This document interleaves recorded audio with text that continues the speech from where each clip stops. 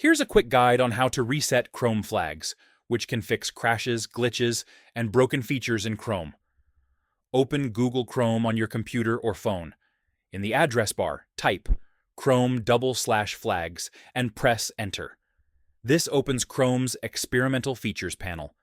If you changed only one or two flags, you can reset them manually.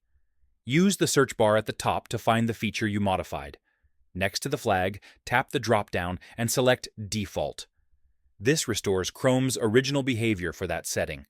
If Chrome is crashing, lagging, or behaving strangely after enabling several flags, it's best to reset all flags.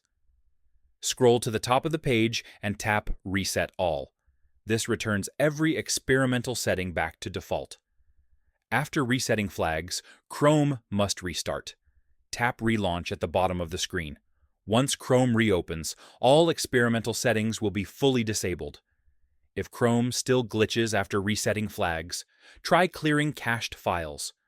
Go to Menu, Settings, Privacy and Security, and Clear Browsing Data.